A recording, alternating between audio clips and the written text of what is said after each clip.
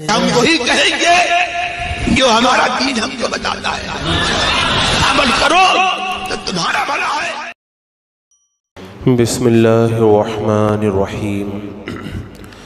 یا ایہا الذین آمنوا توبوا الی اللہ توبۃ نصوحا، صدق اللہ مولانا العظیم وصدق رسولہ النبی الامین المتین الکریم، ونحن علی ذلک لمن الشاہدین والشاکرین والحمد للہ رب العالمین۔ حصول برکت کے لیے حضور اکرم سید عالم نور مجسم ارواحنا فدا محمد الرسول اللہ صلی اللہ تعالیٰ علیہ وسلم کی پرنور بارگاہ میں درود و سلام کا ہدیہ پیش کر لیجئے۔ اللہم صلی علی سیدنا و شفیعنا و حبیبنا و مولانا محمد وبارک وسلم، صلاۃ و سلام علیک یا رسول اللہ صلی اللہ تعالیٰ علیہ وسلم۔ صرف نیکی ہی نیکی کرنا یہ فرشتوں کا کام ہے، اور ہر وقت برائی ہی برائی کرنا یہ شیطان کا کام ہے۔ عام انسان کبھی نیک کام کرتے ہیں اور کبھی گناہ میں مبتلا ہو جاتے ہیں۔ انسانوں میں انبیاء کرام کی مقدس جماعت یہ معصوم ہے، اللہ نے ان کو گناہوں سے معصوم فرمایا ہے، ورنہ عام انسان گناہ بھی کرتے ہیں اور نیک کام بھی کرتے ہیں۔ اب اگر انسان سے گناہ ہو جائے تو اچھا انسان وہ ہے جو فوراً اپنے مولا کی بارگاہ میں جائے، اپنے گناہ پر نادم ہو، رب کی بارگاہ میں اپنے گناہ سے توبہ کرے، اور پھر سچے دل سے یہ وعدہ کر لے کہ آئندہ میں اس گناہ کے کبھی قریب بھی نہیں جاؤں گا، گناہ کی جڑ کو کاٹ کر کے پھینک دے۔ اور اگر وہ گناہ ایسا ہے جس سے کسی کی حق تلفی ہو رہی ہے تو اس کے حق کو ادا کر دے، تو ایسا بندہ یہ اللہ کی بارگاہ کے اندر پسند کیا جاتا ہے۔ حضرات مکرم، توبہ و استغفار اور گناہ کو ترک کرنے کے حوالے سے میں نے کئی مرتبہ گفتگو کی ہے۔ آج میں توبہ و استغفار اور گناہوں کو ترک کرنے کے حوالے سے براہ راست گفتگو نہیں کرنا چاہتا، بلکہ کئی مرتبہ کئی بچوں نے مجھ سے سوال کیا ہے کہ ہم گناہ سے توبہ تو کر لیتے ہیں لیکن توبہ توڑ دیتے ہیں، پھر توبہ کرتے ہیں پھر توبہ ٹوٹ جاتی ہے، اس کا کیا علاج ہے؟ تو میں یہ چاہوں گا کہ آج کی محفل میں بار بار توبہ شکنی جو ہو جاتی ہے اس کا علاج آپ کے سامنے رکھوں۔ چونکہ میں بھی پورا ہفتہ سفر میں تھا، کتابوں سے میں دور تھا، تو زیادہ کچھ تو نہیں لا پایا، لیکن میں یہ کوشش کروں گا کہ بہت کچھ اس حوالے سے آپ کے سامنے رکھوں، تاکہ جو سچے دل سے اللہ کی بارگاہ میں توبہ تو کرنا چاہتے ہیں لیکن کنٹرول نہیں کر پاتے اور بار بار ان کی توبہ ٹوٹ جاتی ہے، یہ ایک دو آدمی کا نہیں، بہت سارے لوگوں کا مسئلہ ہے۔ کئی مہینوں سے کئی لوگوں نے مجھ سے یہ بات کہی، تو آج کی اس محفل کے اندر میں اس حوالے سے کچھ گفتگو کروں گا۔ توبہ جو بار بار ٹوٹ جاتی ہے اس کی وجہ کیا ہے، اور ایسا کیا کیا جائے کہ توبہ کرنے کے بعد میں بندہ اس توبہ کے اوپر قائم رہ جائے اور وہ توبہ نہ ٹوٹے؟ تو یہ ایک ہے تو مشکل کام، لیکن اگر ہمت ہو، بندہ پوری استقامت کا مظاہرہ کرے تو پھر کیا نہیں کر سکتا ہے۔ بس یہ ہے کہ بندہ پختہ ارادہ کرے، ہمت کا مظاہرہ کرے، تو اللہ تبارک و تعالیٰ بندے کی مدد اس کی ہمت کے مطابق فرماتا ہے۔ اب پہلے ہی سے جب بندہ ڈھل مل ارادے کے ساتھ اور متزلزل انداز کے اندر توبہ کر رہا ہے تو ایسی توبہ زیادہ دن تک باقی نہیں رہتی ہے۔ ہلتے ہوئے کھمبے پر جو چھت قائم کی جاتی ہے اس کی زندگی زیادہ لمبی نہیں ہوا کرتی ہے۔ تو عام طور پر جن لوگوں کی توبہ بار بار ٹوٹ جاتی ہے ان کا معاملہ یا تو یہ ہوتا ہے کہ وہ ایسی کمزور بنیادوں پر اپنے توبہ کی چھت قائم کرتے ہیں، اس لیے ان کی توبہ باقی نہیں رہ پاتی ہے، تو سب سے پہلے اس بات کا خیال رکھا جائے کہ اگر کوئی بندہ یہ چاہتا ہے کہ میری توبہ باقی رہے، میں ایک بار توبہ کر لوں تو پھر دوبارہ اس گناہ کے قریب نہ جاؤں، تو سب سے پہلا کام یہ کرے کہ توبہ متزلزل ارادے کے ساتھ میں نہ کرے، سچی توبہ کرے، سچی توبہ۔ اب سچی توبہ میں آپ کو کیسے سمجھاؤں، کیونکہ یہ بھی ایک مکمل ٹاپک ہے کہ سچی توبہ کس کو کہتے ہیں۔ آسان لفظوں میں یہ سمجھ لیں جو صحابہ کرام نے بتایا، سچی توبہ کا مطلب یہ ہے کہ جیسے بکری کے تھنوں سے دودھ نکال لیا جائے تو دوبارہ اسے بکری کے تھنوں میں نہیں ڈالا جا سکتا، ایسے بندہ پختہ ارادے کے ساتھ میں توبہ کر لے کہ دوبارہ کبھی اس گناہ کے قریب جا ہی نہ سکے۔ اور اس حوالے سے قرآن کی وہ آیت کریمہ، غزوہ تبوک میں 3 صحابہ جو پیچھے رہ گئے تھے اور پھر اللہ کے رسول علیہ السلام نے ان کے بائیکاٹ کا حکم دے دیا تھا۔ یہ بھی جملہ تڑپا دینے والا ہے، اگر بندہ غور کرے تو یہ جملہ بھی تڑپا دینے والا ہے۔ وہ صحابہ جو سرکار کی اقتداء میں 5 وقت کی نماز پڑھتے تھے، جان ہتھیلی پر لے کر کے میرے آقا کے لیے ہر وقت حاضر رہتے تھے، سرکار کے چہرہ انور کی زیارت کرتے، صحابہ کی مقدس جماعت میں سے تھے، وہ ایک غزوہ میں سستی کی وجہ سے نہیں جا پائے، پیچھے رہ گئے، اللہ کے رسول علیہ السلام نے ان کا بائیکاٹ کر دیا۔ میں کہتا ہوں اگر بندہ اسی کو سمجھ لینا بائیکاٹ کو، تو کبھی دوبارہ پھر وہ گناہ کی طرف جائے گا ہی نہیں۔ ساری زندگی نیک کام کرنے والے سے ایک اگر کوتاہی ہو جائے، میرے آقا اس کا بائیکاٹ کر دیتے ہیں، تو پھر بندہ سوچے کہ اتنے گناہ میں کر رہا ہوں، سرکار علیہ السلام مجھ سے کتنا ناراض ہوں گے۔ خیر، اللہ تبارک و تعالیٰ نے ان تینوں صحابہ کے بارے میں قرآن میں ارشاد فرمایا، وَضَاقَتْ عَلَيْهِمُ الْأَرْضُ بِمَا رَحُبَتْ، زمین اتنی کشادہ زمین ان کے اوپر تنگ ہو گئی، وہ زمین ان پر تنگ ہو گئی۔ اسے کہتے ہیں سچی توبہ۔ سچی توبہ کا مطلب یہ ہوتا ہے زمین کتنی لمبی چوڑی ہے، لیکن بندہ جب گناہ کر لے تو اس کی کیفیت یہ ہو جائے، اس کو لگے کہ زمین میں میرا کوئی ٹھکانہ ہی نہیں ہے، میں زمین کے اندر کیسے میں رہوں اور کیسے بسوں۔ اسے لگتا ہے کہ زمین میرے اوپر تنگ ہو گئی ہے۔ جب ایسا سچا نادم ہوگا بندہ اور سچی ندامت کا اظہار کرے گا تو یہ سچی توبہ ہوگی، اور جو ایسی توبہ کرے گا نا وہ دوبارہ کبھی بھی گناہ کی طرف پلٹ ہی نہیں پائے گا۔ اور اس حوالے سے 2 روایتیں بڑی مشہور ہیں سچی توبہ کے بارے میں۔ ایک تو حضرت معاذ رضی اللہ تعالیٰ عنہ کی توبہ ہے، میرے آقا صلی اللہ تعالیٰ علیہ وسلم کی بارگاہ میں حاضر ہوئے اور عرض کرتے ہیں یا رسول اللہ مجھ سے زنا ہو گیا، آپ مجھے پاک فرما دیں۔ اللہ کے رسول علیہ السلام نے توجہ نہیں فرمائی اور آپ نے چہرہ انور پھیر لیا، وہ چلے گئے۔ دوسرے دن پھر آئے، اللہ کے رسول علیہ السلام کی بارگاہ میں پھر اپنے گناہ کا اعتراف کیا، سرکار دو عالم صلی اللہ علیہ وسلم نے ان کو واپس کر دیا اور ان کے قبیلے کے لوگوں سے پوچھا کہ ان کے دماغ کے اندر کوئی خلل تو نہیں ہے اور کوئی فطور تو نہیں ہے دماغ کے اندر؟ اب ان قبیلے والوں نے کہا نہیں ایسی تو کوئی بات نہیں ہے۔ تیسری بار پھر آئے اور سرکار دو عالم صلی اللہ علیہ وسلم کی بارگاہ میں انہوں نے پھر اپنے گناہ کا اعتراف کیا، سرکار علیہ السلام نے پھر قبیلے والوں سے پوچھا ان کا کوئی دماغ کا مسئلہ تو نہیں ہے؟ قبیلے والوں نے کہا کوئی مسئلہ نہیں ہے۔ چوتھی بار پھر اللہ کے رسول علیہ السلام کی بارگاہ میں آئے، کہا یا رسول اللہ مجھے پاک کر دیجئے۔ جب 4 مرتبہ انہوں نے اپنے گناہ کا اعتراف کر لیا اور پتہ چل گیا کہ یہ اپنی بات میں سچے ہیں، ان کے دماغ میں کوئی فطور نہیں ہے، پھر ان کو وہ سزا دی گئی جو اسلام کے اندر دی جاتی ہے، یعنی پتھر مار مار کر کے ہلاک کر دینا۔ اور پھر انہیں پتھر مارے گئے، کسی نے کچھ کہہ دیا ان کے بارے میں، اللہ کے رسول علیہ السلام نے فرمایا انہوں نے ایسی توبہ کی ہے اگر قوم پر وہ توبہ تقسیم کر دی جائے تو اللہ پوری قوم کی مغفرت فرما دے گا۔ تو سچی توبہ کا مطلب یہ ہوتا ہے خود آ کے کہہ رہے ہیں مجھ سے گناہ ہو گیا، 4 بار کہہ رہے ہیں، سرکار انہیں واپس کر رہے ہیں، لیکن ایک ہی ان کے ذہن کے اندر بات ہے میں گناہ سے پاک ہونا چاہتا ہوں، میں گناہ سے پاک ہونا چاہتا ہوں۔ جب یہ تصور دماغ میں آ جائے تو پھر بندہ دوبارہ کبھی گناہ کی طرف نہیں جائے گا۔ اور اس سے زیادہ تڑپا دینے والی وہ روایت، وہ حضرت غامدیہ سرکار دو عالم صلی اللہ علیہ وسلم کی بارگاہ میں آئی، کہا یا رسول اللہ مجھ سے زنا سرزد ہو گیا، مجھے آپ پاک کر دیں۔ سرکار علیہ السلام نے ان کو واپس کر دیا۔ دوسرے دن پھر آئی، اللہ کے رسول علیہ السلام نے واپس کیا تو کہنے لگی یا رسول اللہ آپ نے جیسے حضرت معاذ کو واپس کیا تھا ایسے مجھے بھی واپس کر رہے ہیں، سرکار میں حاملہ ہوں، مجھ سے گناہ ہوا ہے، بچہ میرے پیٹ کے اندر ہے۔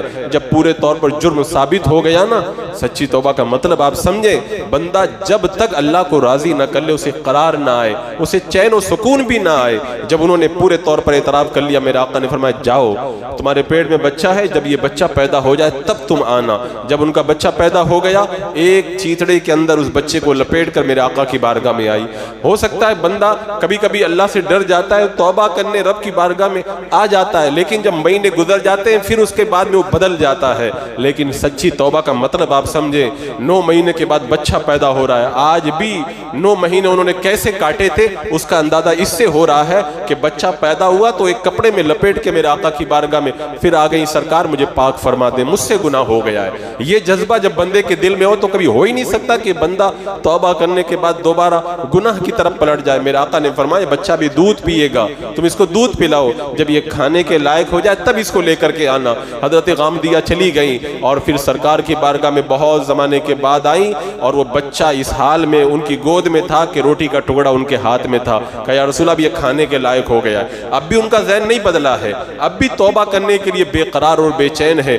سرکار دو عالم صلی اللہ تعالیٰ علیہ وسلم نے وہ بچہ ایک مسلمان کے حوالے کیا اور کہا گڑھا کھود دیا جائے، ان کو کھڑا کر دیا جائے اور پتھر مارے جائیں۔ اب پتھر مارے جانے لگے نا، حضرت خالد بن ولید نے جب پتھر مارا نا تو خون اچھل کر کے ان کے کپڑے پہ آگے لگا۔ حضرت خالد بن ولید نے کوئی ایسی بات کہی اس عورت کے بارے میں تو سرکار دو عالم صلی اللہ تعالیٰ علیہ وسلم نے فرمایا خالد اس عورت کے بارے میں کچھ نہ کہو، اس بندی نے اللہ کی بارگاہ میں سچی توبہ کی ہے۔ حدیث پاک کا مفہوم عزیزان مکرم، ایسی اگر کوئی توبہ کر لے تو پھر آ کر کے ہم سے یہ کہنے کی ضرورت ہی نہیں پڑے گی کہ میں توبہ کرتا ہوں پھر توڑ دیتا ہوں، کیا کروں، میری توبہ باقی نہیں رہتی ہے، مجھے کوئی راستہ بتائیں، کوئی طریقہ بتائیں کہ میں توبہ پہ باقی رہ جاؤں۔ توبہ اگر سچی بندہ کر لینا تو پھر دوبارہ کبھی گناہ کی طرف نہیں پلٹتا ہے۔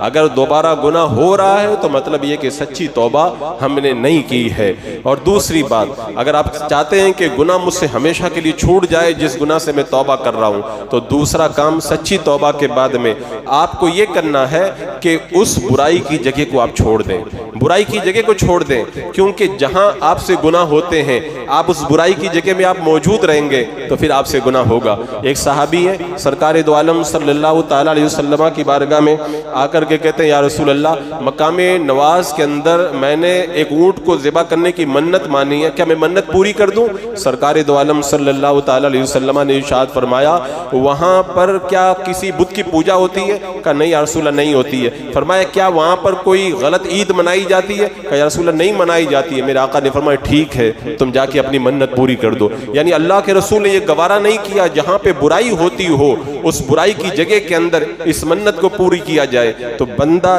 جب اس گناہ کی جگہ کو چھوڑ دے، جیسے مثال کے طور پر اگر گناہ تنہائی میں ہوتا ہے تو اکیلا نہ رہے، اگر گناہ کسی خاص جگہ میں ہوتا ہے تو اس جگہ کو چھوڑ دے، اس جگہ پہ جانے سے پرہیز کرے۔ تو جب بندہ اس گناہ کی جگہ کو چھوڑ دے گا، کیونکہ جگہ کا بھی بڑا اثر ہوا کرتا ہے، اسی لیے تو فرمایا گیا جن قوموں پہ عذاب آیا وہاں سے جب گزرو تو جلدی روتے ہوئے گزر جاؤ، اور یہاں تک فرمایا گیا کافروں کے محلے سے گزرو نا تو جلدی نکلا کرو یہاں، کیونکہ وہاں پہ اللہ کا عذاب اترا کرتا ہے۔ تو جو غلط جگہ ہیں گناہ کی توبہ کے بعد میں ان جگہوں کو آپ نہیں چھوڑیں گے تو وہ جگہ دیکھیں گے تو پھر دوبارہ گناہ کی طرف آپ کی رغبت ہوگی تو اس جگہ کو آپ ترک کر دیں۔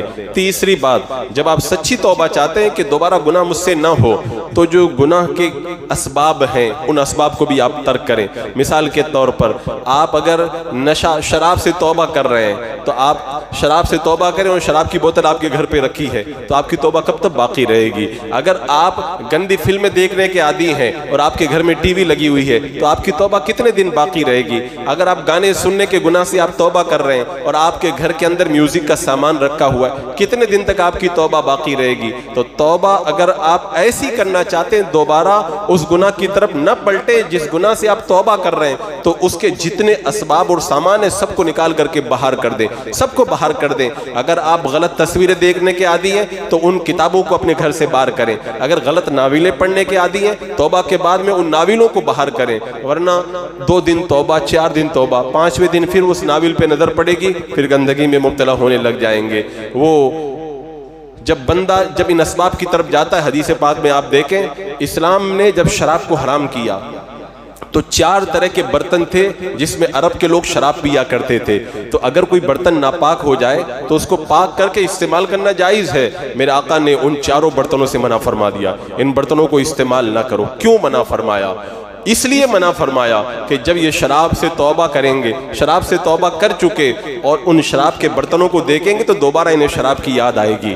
تو یہ 4 طرح کے جو برتن شراب کے عرب میں رائج تھے, میرے آقا نے فرمایا ان برتنوں کو استعمال نہ کرو, ان سے بھی دور ہو جاؤ. تو بندہ اگر چاہتا ہے کہ میں گناہ سے توبہ کر کے دوبارہ اس گناہ کی طرف نہ جاؤں تو جو سامان ہے گناہ کا اس سامان کو بھی باہر کرو. لوگ آ کر کے کہتے ہیں حضرت میں بہت توبہ کرتا ہوں, اب میں غلط فلمیں نہیں دیکھوں گا, گانے نہیں سنوں گا. پھر بھی اب جب تمہاری جیب کے اندر موبائل ہے, اس میں نیٹ کا ریچارج کیا ہوا ہے, ہر وقت تمہارا ہاتھ اپنے موبائل پر جا رہا ہے, تو تم کتنے دن تک توبہ؟ تم 2 تقریر سن لو, 4 تقریر سن لو, 1 مہینہ اثر رہے گا, 2 مہینہ اثر رہے گا, لیکن جب ہاتھ جائے گا موبائل پہ, اس کو جب آن کرو گے اور سامنے جب گندگی آئے گی تو پھر دوبارہ ذہن بدلے گا کہ نہیں بدلے گا. تو گناہ کے جو اسباب ہیں, جو سامان ہے گناہ کا, اس گناہ کے سامان کو بھی دور کرنا ہوگا, تب آپ گناہ سے جو توبہ کی ہے اس توبہ پہ باقی رہ پائیں گے. چوتھی بات یہ ہے کہ کچھ برے ساتھی ہوا کرتے ہیں جو بندے کو گناہ پہ آمادہ کرتے ہیں, اور جن کے ساتھ میں رہ کر کے بندہ گناہ کرتا ہے. آپ نے توبہ کر لی تو ان برے ساتھیوں کو بھی چھوڑنا پڑے گا. آپ نے تو سچی توبہ کر لی, جب وہ آپ کے لنگوٹیے یار آپ کو ملیں گے اور پھر آپ کو کہیں گے کیا یار ابھی تو بہت زندگی پڑی ہے, بعد میں آرام سے توبہ کر لینا, کچھ دن اور عیش کر لو, تو پھر آپ کا نفس تو چاہتا ہی یہی ہے کہ کوئی پن کرے. نفس کو جب پن کیا جاتا ہے تو پوری طریقے سے آمادہ گناہ ہو جاتا کرتا ہے. آپ دیکھیں کنعان, یہ اللہ کے نبی کا بیٹا ہے, حضرت نوح علیہ السلام کا بیٹا ہے. غلط صحبت نے اس کو کافر بنا دیا. اللہ کے نبی کا بیٹا اگر غلط صحبت میں چلا جائے تو وہ کافر ہو سکتا ہے. تو صحبت کا اتنا اثر ہوا کرتا ہے, جب تک برے ساتھیوں کو نہیں چھوڑیں گے آپ, گناہ سے آپ کی توبہ زیادہ دن تک باقی رہنے والی نہیں ہے. میرے آقا علیہ السلام نے اچھے دوست اور بری دوست کی کتنی پیاری مثال فرمائی. جیسے اچھے دوست کے بارے میں میرے آقا نے فرمایا وہ کستوری بیچنے والا, کستوری بیچنے والا, عطر بیچنے والا, اس کے پاس میں آپ جا کر کے بیٹھ جاؤ گے, عطر دے گا تب بھی آپ مہک جائیں گے, اور عطر نہیں دے گا تو زیادہ دیر تک وہاں بیٹھیں گے تو ویسے بھی آپ کے کپڑوں میں خوشبو آنے لگ جائے گی. اور برے دوست کے بارے میں فرمایا وہ جو کوئلے کی بھٹی ہوتی ہے نا, وہ جب بندہ ایسے کوئلے کی بھٹی والے کے پاس میں جائے گا تو یا تو کہیں نہ کہیں اس کو کالا پن لگ جائے گا, نہیں لگے گا تو وہ کالا کالا دھواں کپڑے کو تو کالا کر ہی دے گا. اور ہمارے یہاں وہ مسل مشہور ہے کہ کالے کے ساتھ بیٹھنے سے آدمی کالا نہیں ہوتا ہے, لیکن اس کی عادت اس میں ضرور آ جاتی ہے. تو بندہ جب گناہ سے توبہ کیا تو ان برے دوستوں کو چھوڑنا ہوگا جن برے دوستوں کے اندر یہ گناہ پایا جاتا. میرا آقا علیہ السلام نے ارشاد فرمایا آدمی اپنے دوست کے دین پر ہوتا ہے, جیسا دوست ہوگا ویسے ہی بندہ ہوگا. آدمی نیک پرہیزگار ہوتا ہے, بروں کی صحبت میں جا کے وہ بگڑ جایا کرتا ہے, بروں کی صحبت میں جا کے وہ بگڑ جایا کرتا ہے. اس لیے آپ اگر چاہتے ہیں کہ دوبارہ مجھ سے وہ گناہ نہ ہو تو آپ کو بری سنگت کو ترک کرنا ہوگا, نہیں تو پھر آ کر کے ہم سے یہ سوال کرنے کی ضرورت ہی نہیں ہے کہ حضرت میں توبہ کرتا ہوں پھر گناہ ہو جاتا ہے. جب تم شراب سے توبہ کیے اور پھر رات میں تم کھاڑی پر انہی کے ساتھ میں بیٹھ رہے تو کتنے دن تک تمہاری توبہ باقی رہے گی؟ وہ توبہ زیادہ دن تک باقی رہنے والی نہیں ہے. اور پھر اس کے بعد میں ایک کام یہ کرنا ہوگا, اگر آپ اپنی توبہ پہ باقی رہنا چاہتے ہیں اچھے لوگوں کی صحبت اختیار کریں, اچھے لوگوں کی باتیں سنیں, کہ وہ جب ان کی صحبت اختیار کریں گے, ان کی باتیں سنیں گے تو آپ کے اندر استقامت پیدا ہوگی. وہ تو بڑا مشہور واقعہ ہے, ایک بندے نے 99 قتل کیے تھے, کسی سے پوچھا تھا میری توبہ کی کوئی صورت؟ کہا اتنے بڑے قاتل تمہاری توبہ کیسے قبول ہوگی؟ کہا جب توبہ ہی نہیں قبول ہوتی تو پورے 100 کر دیتا ہوں, اسی کو قتل کر دیا. لیکن دل میں ایک جذبہ پیدا ہوا کہ پھر ایک سے جا کے پوچھا کہ کوئی میری صورت ہے توبہ کی قبولیت کی؟ کہا فلاں بستی میں چلے جاؤ, وہاں اللہ والے رہتے ہیں, وہاں جاؤ گے تو پھر تمہاری توبہ کی راہ نکل آئے گی. اب وہ جب بستی کے لیے چلا ہے نا, درمیان ہی میں موت آ گئی. عذاب کے فرشتے بھی آئے اور جنت کے فرشتے بھی آ گئے. جنتی کہہ رہے ہم لے جائیں, جہنم کے فرشتے کہہ رہے ہم لے جائیں. اللہ نے ایک فرشتے کو بھیجا کہ فیصلہ کر دو کہ زمین ناپی جائے, اگر گناہوں والی بستی سے قریب ہے تو عذاب والے فرشتے لے جائیں, اور اگر وہ نیکوں کی بستی سے قریب ہے تو اس کو جنت والے فرشتے لے جائیں. اب جب زمین ناپی جانے لگی, اللہ نے اس زمین کو حکم دیا جو نیکوں سے قریب تھی, زمین تو سمٹ جا, جب ناپا تو ایک بالش وہ اللہ والوں کی مجلس سے قریب تھا، اللہ نے اسے جنتی بنا دیا۔ تو یہ ایک صحبت کا اثر ہوتا ہے، بندہ اللہ والوں کی بارگاہ میں پہنچا نہیں ہے، پہنچنے کے ارادے سے نکل گیا، تھوڑا سا بھی قریب ہو جائے نا تو اس کا اتنا فیضان ملتا ہے، اس کی اتنی برکتیں ملتی ہیں۔ تو جو بندہ اللہ والوں کے ساتھ میں بیٹھنے لگ جائے گا، اچھے دوستوں کے ساتھ بیٹھنے لگ جائے گا، اچھے لوگوں کی باتیں سنے گا، تو اس کی زندگی میں تبدیلی کیوں نہیں آئے گی، اور گناہ کی محبت اس کے دل سے کیوں نہیں نکلے گی۔ تو ایک کام یہ کریں، توبہ پہ باقی رہنا ہے تو آپ اچھے لوگوں کی صحبت اختیار کریں، اور پھر ایک کام یہ کریں، نیک کام زیادہ سے زیادہ کریں، کیونکہ جب بندہ نیکی زیادہ کرتا ہے تو دل کا زنگ دور ہوتا ہے، اور جب دل کا زنگ دور ہوتا ہے تو گناہ کی نفرت دل میں پیدا ہوتی ہے، گناہ کی محبت ختم ہو جایا کرتی ہے۔ وہ ایک صحابی اللہ کے رسول علیہ السلام کی بارگاہ میں آئے کہ یا رسول اللہ میرے ساتھ ایسا ایسا ہو گیا، وہ عورت تھی، میں نے اور کچھ نہیں کیا، میں نے اس کا بوسہ وغیرہ لے لیا، میں کیا کروں؟ اللہ کے رسول علیہ السلام نے کوئی جواب نہیں دیا۔ نماز کے بعد میرے آقا نے ان کو بلوایا اور بلوا کر کے کہا، وہ آیت کریمہ نازل ہوئی، اقم الصلاۃ طرفی النہار وزلفا، پوری آیت کریمہ میرے آقا علیہ السلام نے ان کے ساتھ میں پیش کی، اور فرمایا ان الحسنات یذہبن السیئات، اللہ فرماتا ہے نیکیاں برائیوں کو لے جاتی ہیں، نیکیاں برائیوں کو لے جاتی ہیں، تم نماز پڑھو، نماز کی پابندی کرو، نیک کام کرو، اللہ تمہارے گناہوں کو معاف فرما دے گا۔ تو انہوں نے پوچھا یا رسول اللہ یہ خاص میرے لیے ہے یا سب کے لیے ہے؟ میرے آقا علیہ السلام نے فرمایا سب کے لیے ہے، یہ سب کے لیے ہے۔ تو بندہ جب توبہ کر کے نیک کاموں میں لگ جاتا ہے، اللہ کے رسول علیہ السلام نے اس کی کتنی پیاری مثال بیان فرمائی، فرمایا کوئی گناہ کرے اس کے بعد میں نیک کام کرے، اس کی مثال ایسے ہے جیسے وہ بیڑیوں میں جکڑا ہوا ہے، اور جب بندہ بیڑیوں میں جکڑ جاتا ہے تو پھر بڑا مشقت سے وہ رہتا ہے۔ سرکار دو عالم صلی اللہ علیہ وسلم نے ارشاد فرمایا وہ بیڑیوں میں جکڑا ہوا ہے، دم گھٹ رہا ہے، جب وہ نیک کام کرتا ہے تو ایک بیڑی کھل جاتی ہے، تھوڑا آرام ملتا ہے، پھر نیک کام کرتا ہے ایک اور بیڑی کھل جاتی ہے اور آرام ملتا ہے۔ تو جب نیک کام کرتے رہتا ہے بیڑیاں کھلتی جاتی ہیں، گناہوں کی زنجیریں ٹوٹ جاتی ہیں، وہ بندہ آزاد ہو کر زمین پہ چلنے پھرنے لگ جاتا ہے۔ تو بندہ سچی توبہ چاہتا ہے کہ میں پھر دوبارہ گناہ نہ کر سکوں تو نیک کاموں کی عادت ڈال لے، نیک کاموں کی جب عادت ڈالے گا تو گناہوں کی بیڑیاں ٹوٹ جائیں گی اور پھر گناہوں کی طرف اس کی رغبت نہیں ہو پائے گی۔ اور اسی طرح اگر توبہ پہ استقامت چاہتے ہیں، دوبارہ گناہ کے قریب نہ جائیں، تو سب سے اہم پوائنٹ یہ ہے کہ آپ کو اس کی طرف لے کے جانے والا کون ہے، لے کے جانے والا کون ہے؟ دو ہی ہے سب سے زیادہ شریر، ایک تو شیطان ہے اور ایک نفس ہے۔ شیطان نے تو اللہ کی بارگاہ میں کہا تھا مولا تیری عزت کی قسم میں آخری دم تک اولاد آدم کو میں گمراہ کرتا رہوں گا۔ رب نے فرمایا مجھے بھی میری عزت کی قسم، وہ جب تک میری بارگاہ میں توبہ کرتے رہیں گے میں ان کو معاف کرتا رہوں گا، معاف کرتا رہوں گا۔ یہ اللہ کی بارگاہ سے جو معافی کا اعلان ہے نا، یہی ہمارا آسرا ہے۔ اگر یہ آسرا ٹوٹ جائے نا تو پھر ہم کبھی نیک کام کر ہی نہیں پائیں گے۔ وہ جیسے 99 کو قتل کر کے جب توبہ بولے نہیں قبول ہو سکتی تو 100 پورے نہ کر دوں، تو پھر بندہ یہی کہے گا جب کوئی راستہ ہی نہیں تو پھر یہی کام کرتے ہیں۔ تو اللہ نے توبہ کی قبولیت کا جو ہے وہ ذکر فرما کر کے ہمیں نیکیوں کا حوصلہ عطا فرمایا ہے، نیکیوں کا حوصلہ عطا فرمایا۔ تو سب سے پہلے اپنے دشمن کو سمجھیں۔ اللہ تعالیٰ قرآن پاک میں ارشاد فرماتا ہے ان الشیطان لکم عدو فاتخذوه عدوا، وہ تمہارا دشمن ہے اس کو دشمن ہی بناؤ، دوست مت بناؤ۔ اب آپ توبہ کر لیے، دوستی شیطان سے کر کے رکھیں تو کتنے دن تک آپ کو توبہ پہ رہنے دے گا؟ آج نہیں تو کل، کل نہیں تو پرسوں، وہ گھما پھرا کے وہیں پہ لے جا کر کے چھوڑے گا آپ کو۔ تو شیطان کو دشمن بنائیں اور نفس کو کنٹرول کریں، نفس کو کنٹرول کریں، کیونکہ شیطان ڈائریکٹ اٹیک نہیں کرتا ہے، وہ نفس سے ساز باز کرتا ہے اور پلاننگ کرتا ہے، نفس کو وہ مال مسالہ دیتا ہے اور پھر نفس اندر سے اپنا کام شروع کر دیتا ہے۔ تو نفس کو کنٹرول کریں۔ لوگ کہتے ہیں حضرت نفس تو کنٹرول ہی نہیں ہوتا، نفس تو کنٹرول نہیں ہوتا۔ تو میں یہ کہتا ہوں کہ یہ کس نے کہہ دیا کہ آپ نے توبہ کر لی تو آپ معصوم ہو گئے، دوبارہ کبھی گناہ ہوگا ہی نہیں؟ پھر گناہ ہو جائے پھر اللہ کی بارگاہ میں آؤ، پھر آپ توبہ کر لیے پھر گناہ ہو جائے پھر اللہ کی بارگاہ میں آؤ۔ آسرا مت توڑو، ہمت مت ہارو، بس کوشش کرتے رہو، لگے رہو۔ ایک دن ایسا آئے گا اللہ تبارک و تعالیٰ تمہیں نفس پہ غلبہ عطا فرما دے گا، نفس پہ غلبہ عطا فرمائے گا۔ اور نفس کو کنٹرول کرنے کے میں نے کئی طریقے اس سے پہلے بتائے تھے، ان میں سے ایک طریقہ وہ بتایا تھا کہ ایک بزرگ کی بارگاہ میں ایک بندہ آتا ہے، کہتا حضور میں کیا کروں، میں اپنی آنکھوں کو بچا ہی نہیں پاتا، عورتیں سامنے آتی ہیں تو پھر میں بہک جاتا ہوں۔ میں نے بہت کوشش کی، بار بار توبہ کی، توبہ توبہ کی، پھر توبہ توڑ دی، پھر توبہ کی، پھر توبہ توڑ دی، اب میں عاجز آ گیا ہوں، کیا کروں، میرا نفس پہ کوئی کنٹرول نہیں ہے۔ بزرگ نے فرمایا تیرا نفس پہ کنٹرول نہیں ہے، میں تجھے بتاتا ہوں کنٹرول کرنے کا طریقہ۔ فرمایا دودھ کا پیالہ لو اور بازار سے گزر کر میرے دوست کو دے کر کے آؤ، یہ دو پہلوان تمہارے پیچھے چلیں گے، اگر تم نے ایک قطرہ بھی گرایا تو تمہیں راستے میں کوڑے ماریں گے۔ وہ دودھ کا پیالہ سنبھل کر کے لے کر کے چلا، ایک ایک جو ہے وہ پل پل اس دودھ کے اوپر نظر رکھ کے رہا اور بھیڑ کی طرف کوئی توجہ نہیں، بہت سنبھل کے گیا، دودھ کا پیالہ دے کر کے واپس آیا۔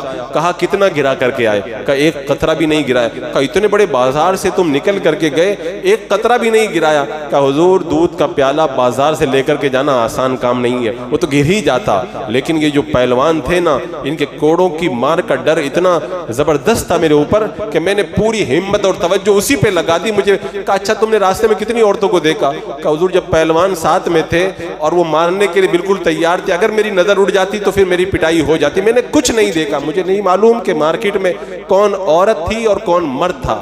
کہا اگر یہی کیفیت تمہاری اگر نفس کے ساتھ پیدا ہو جائے کہ ہر وقت نفس کو کہو کہ خدا دیکھ رہا ہے، خدا دیکھ رہا ہے، تو جب ایک پہلوان کا تمہیں اتنا ڈر لگتا ہے تو پھر خدا کا تو اور بھی زیادہ ڈر لگنا چاہیے نا۔ اس نے کہا بات سمجھ میں آ گئی، اگر واقعی آج جو میری کیفیت بنی تھی مارکیٹ سے نکلتے، وہی کیفیت اگر میری نفس کے ساتھ اگر 24 گھنٹے بن جائے نا تو نفس کو تو کنٹرول ہونا ہی ہونا ہے۔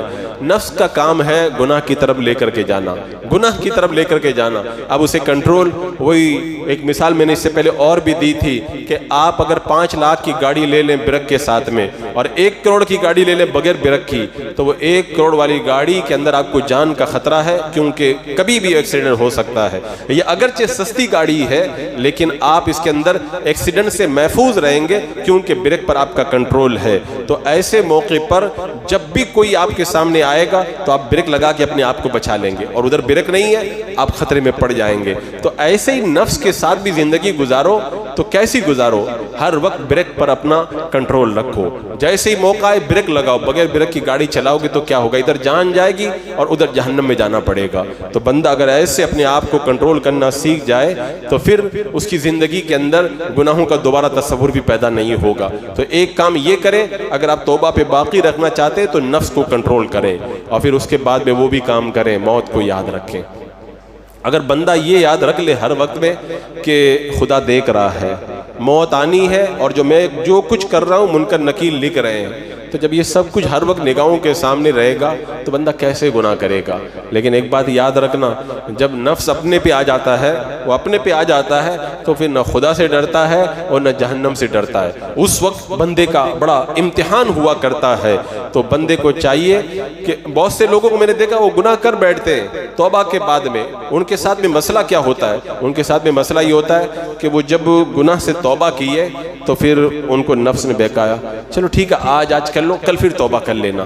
پھر دوسرے دن بھی یہی ہوتا ہے، بولے ٹھیک ہے یہ تھوڑا موقع ملا ہوا ہے، پھر کل سے ایک پکے پرہیزگار بن جانا، اور کل کرتے کرتے وہ کل آتا ہی نہیں ہے، اس سے پہلے وہ لوگ قبر میں چلے جاتے ہیں۔ تو کبھی بھی یہ مت سمجھو کہ میں کل کر لوں گا۔ ایک روایت میں آتا ہے کل کرنے والے برباد ہو گئے، کل کرنے والے برباد ہو گئے۔ اور صحیح بات ہے، جو بندہ مہلت کا فائدہ اٹھاتا ہے وہ کامیاب ہوتا ہے۔ وہ روایت میں فرمایا گیا نا کہ بندہ جب گناہ کرتا ہے تو 6 گھڑی تک فرشتہ نہیں لکھتا ہے، انتظار کرتا ہے توبہ کر لے گا، توبہ کر لے گا۔ جب 6 گھڑی گزر جاتی ہے توبہ نہیں کیا تب جا کے اس کو لکھ لیتا ہے۔ یہ پہلا چانس تھا۔ اس کے بعد دوسرا چانس، جب لکھ لیا اس وقت سے لے کر وقت غرغرہ، جب تک روح حلق میں نہ آ جائے تب تک موقع ہے اس کے پاس میں۔ اس بیچ میں کبھی بھی توبہ کر لے تو گناہ مٹا دیا جاتا ہے، وہ گناہ مٹا دیا جاتا ہے۔ بتاؤ اتنی مہلت دی جاتی، اتنا موقع دیا جاتا ہے، بندہ اگر اس موقع کا فائدہ نہ اٹھائے تو پھر اس کے لیے تو بڑے تعجب اور بڑے افسوس کی بات ہے۔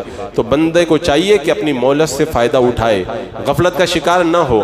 اور وہ میں نے کہا تھا گناہ سے بچنے کے لیے سب سے اہم چیز شرم نبی، خوف خدا۔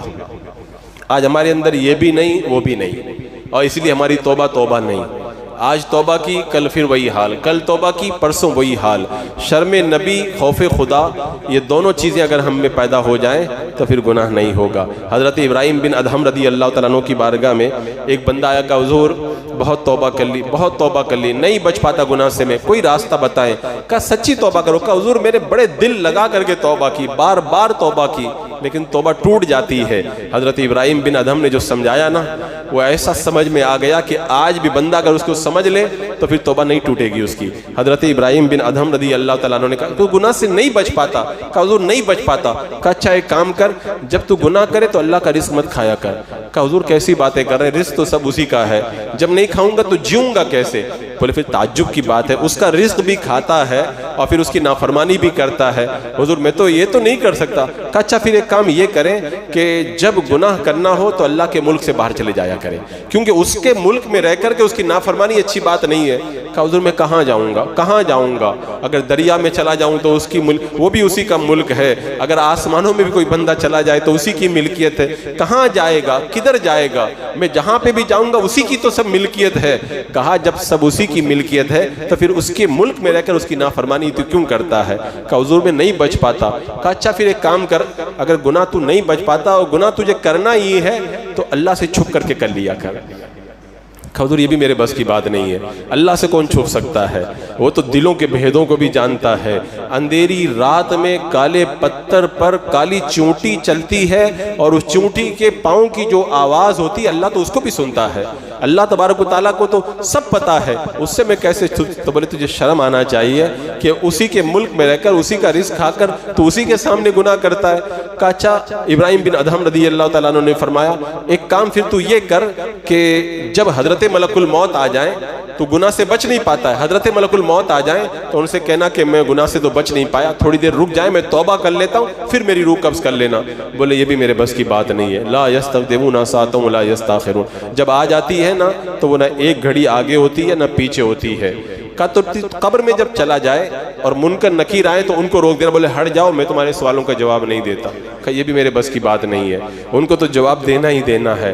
کہا پھر جب کل قیامت کے دن تیرا فیصلہ ہوگا، تیرے گناہوں کی وجہ سے حکم ہوگا اس کو پکڑ کے جہنم میں لے جاؤ، تو تو کہنا میں نہیں جاؤں گا جہنم کے اندر۔ کہا اللہ جب حکم دے دے گا تو پھر کون بچ پائے گا، اس کو تو فرشتے پکڑ کے گھسیٹ کے جہنم میں ڈال دیں گے۔ حضرت ابراہیم بن ادہم نے کہا تو کس منہ سے کہتا ہے کہ میں گناہ نہیں چھوڑ پاتا، مجھ سے گناہ نہیں چھوڑتا، تو اسی کا رزق کھا رہا ہے، اسی کے ملک میں رہ رہا ہے اور وہ تیرے گناہ کو دیکھ رہا ہے، تو موت کو روک نہیں سکتا، نکیرین کو ہٹا نہیں سکتا، جہنم میں جانے سے اپنے آپ کو بچا نہیں سکتا، تو پھر کس بات پہ تو پھول کر کے گناہ کر رہا ہے؟ کہا میری بات سمجھ میں آ گئی حضور، اب میں اللہ کی بارگاہ میں ایسی توبہ کروں گا کہ دوبارہ کبھی گناہ کی طرف نہیں جاؤں گا۔ تو یہ شرم نبی، خوف خدا، یہ بندے کے اندر جب پیدا ہو جائے تو گناہ کا تصور پھر مٹ جاتا ہے، اور اگر کبھی نادانی سے ہو بھی جائے نا تو اللہ تبارک و تعالیٰ کی بارگاہ میں جا کے رو لیتا ہے، گناہ کی معافی کا سامان اس کے لیے پیدا ہو جاتا ہے۔ کیونکہ نفس کو ہر وقت کنٹرول کر کے رکھنا یہ تو عام بندوں کے بس کی بات نہیں ہے۔ نفس بڑا سرکش گھوڑا ہے، اور جب وہ بے قابو ہو جاتا ہے نا، بڑے بڑے عقل بند، بڑے بڑے دانشور بھی ہمت ہار جاتے ہیں اور پھر وہ گناہ کے منہ کے اندر چلے ہی جاتے ہیں۔ لہذا جب بندہ نفس کو کنٹرول کرنے لگے، اللہ سے ڈرے، نبی سے شرم کرے، پھر بھی گناہ سرزد ہو جائے تو فوراً توبہ کرنے کے لیے آ جائے، تاکہ اس گناہ کا اثر اس کے اوپر قائم نہ ہونے پائے۔ اور پھر ایک کام یہ بھی کرے، اگر گناہ سے پابندی کے ساتھ بچنا چاہتا ہے تو ایک کام یہ بھی کرے کہ اپنی موت کو ہر وقت یاد رکھے، ہر وقت یاد رکھے۔ کیونکہ گناہ کیوں ہوتا ہے؟ جیسے مثال کے طور پر کوئی آدمی نشہ کر رہا ہے، توبہ کر لی، دوبارہ کیوں؟ اس کو وہ نشہ کی لذت یاد آئے گی۔ اگر کوئی بدکاری کر رہا ہے، توبہ کر لی، دوبارہ اس بدکاری کی لذت یاد آئے گی، وہ حسینہ اس کو دوبارہ یاد آئے گی۔ تو بندہ جب گناہ کی لذت کو یاد کرتا ہے، دوبارہ گناہ کی طرف بڑھ جاتا ہے۔ تو اسے کیا چاہیے کہ گناہ کی لذت کو بھلا دے، اور گناہ کی لذت کیسے بھولے گا؟ وہی موت کو یاد کرنے سے۔ اللہ کے رسول صلی اللہ تعالیٰ علیہ وسلم نے، حضرت عبداللہ بن مسعود کہتے ہیں سرکار دو عالم صلی اللہ تعالیٰ علیہ وسلم نے اس بات کو بڑے پیارے انداز میں سمجھایا۔ سرکار علیہ السلام نے سمجھانے کے لیے کیا کیا؟ ایک 4 کونے کا ڈبہ بنایا اور بیچ کے اندر ایک نقطہ رکھا، ڈبے کے اندر چھوٹی چھوٹی لکیریں بنائی اور ڈبے کے باہر بڑی بڑی لکیریں بنائی۔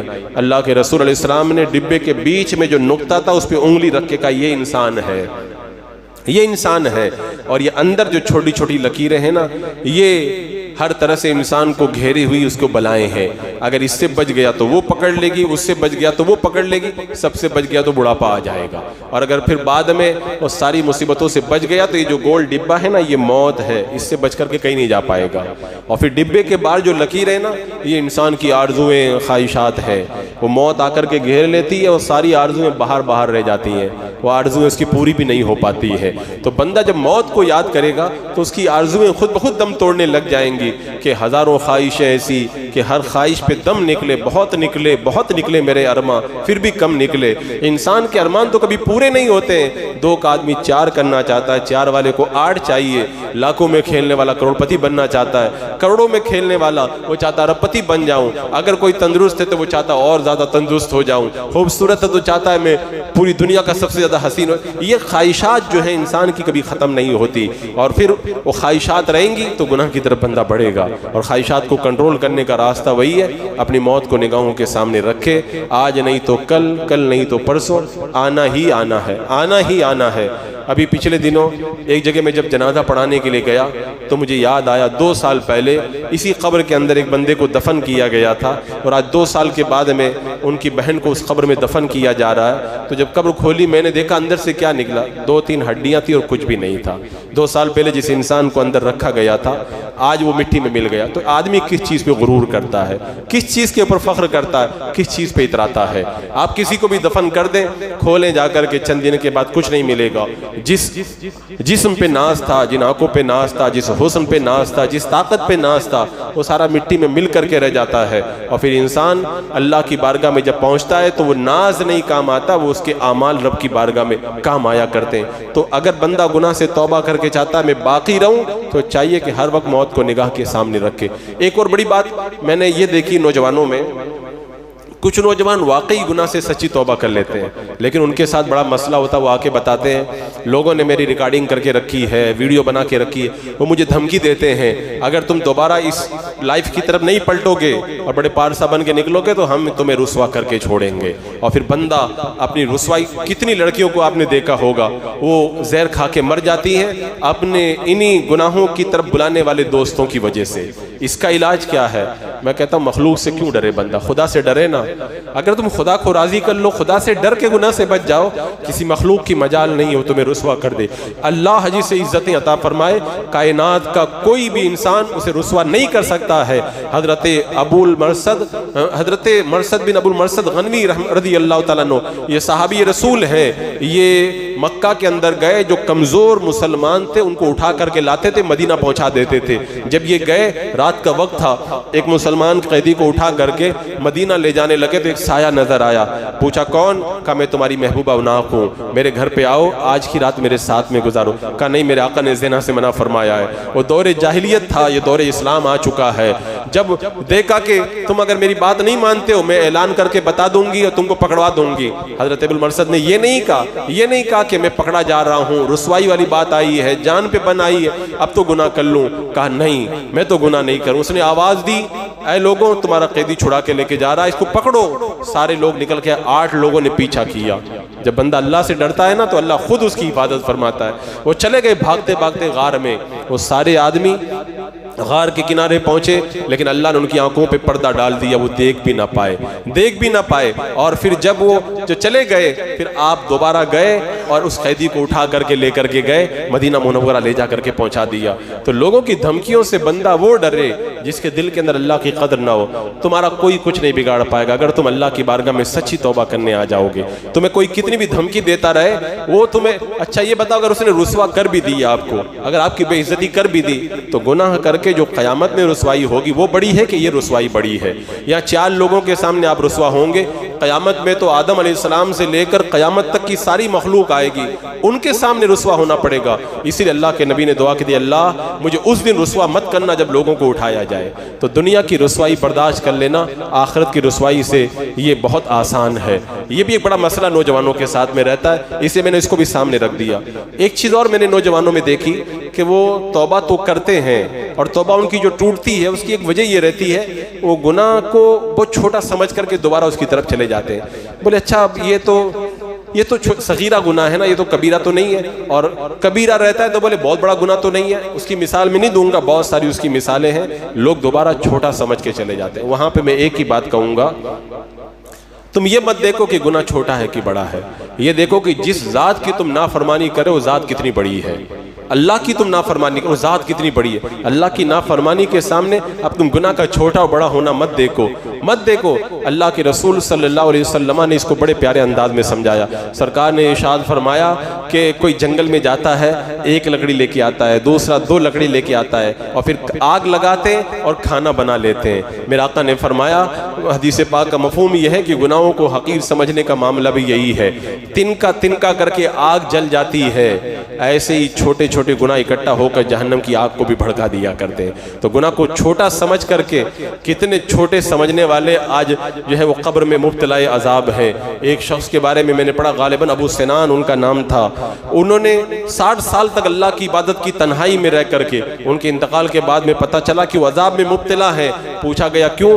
کہ میں نے دوست سے ایک سوئی ادھار لی تھی، واپس دینا بھول گیا تھا. وہ سوئی کی وجہ سے آج میں روکا گیا ہوں، جنت میں مجھے نہیں جانے دیا جاتا. اور حضرت عیسیٰ علیہ السلام کی قلی کا واقعہ جو میں نے بتایا تھا، حضرت عیسیٰ علیہ السلام نے دیکھا کہ عذاب میں مبتلا ہے. فرمایا تو کس بنیاد پر جنت میں جانے سے روکا گیا ہے؟ کہنے لگا کہ میں کلی تھا، سامان اٹھا کے لے کے جاتا تھا، ایک بار لکڑیاں لے کے جا رہا تھا، میں نے ایک تنکا نکال کے خلال کر لیا تھا. 40 سال ہو گئے، روزانہ مجھ سے کہا جاتا وہ تنکا تم نے لیا تھا، تنکے کا حساب دو.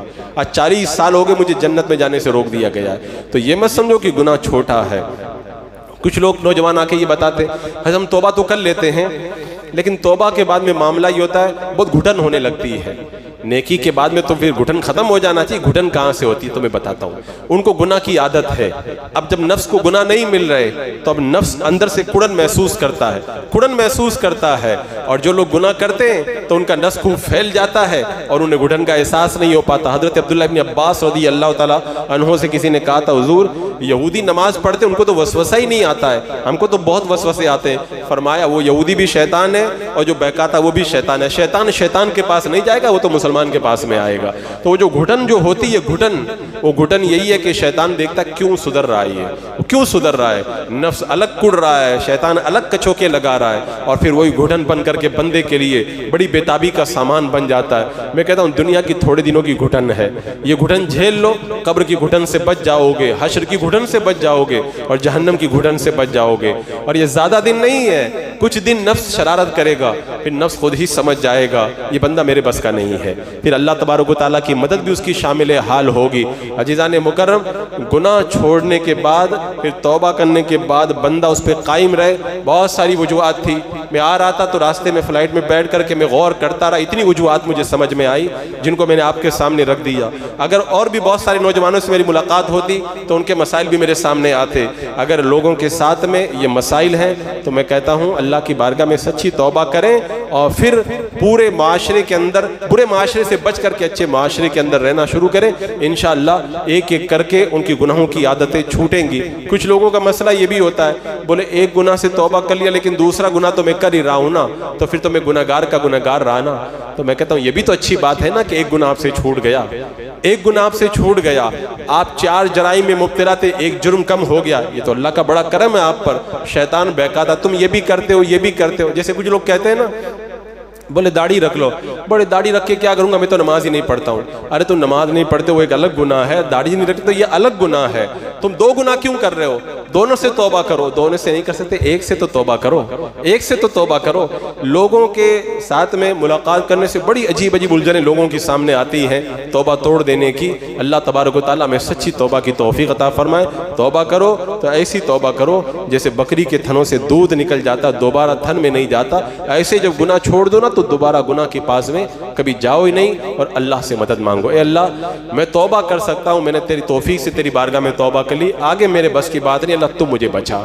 اور جب معاملہ اللہ کے حوالے ہو گیا نا، پھر نہ شیطان کی چلے گی نہ نفس کی چلے گی. اللہ تبارک و تعالیٰ قادر مطلق ہے، وہ بڑی قدرت والا، وہ ایسی جگہ سے مدد فرمائے گا جہاں سے آپ کا گمان بھی نہیں ہوگا. اللہ رب قدیر ہمیں سچی توبہ کی توفیق عطا فرمائے.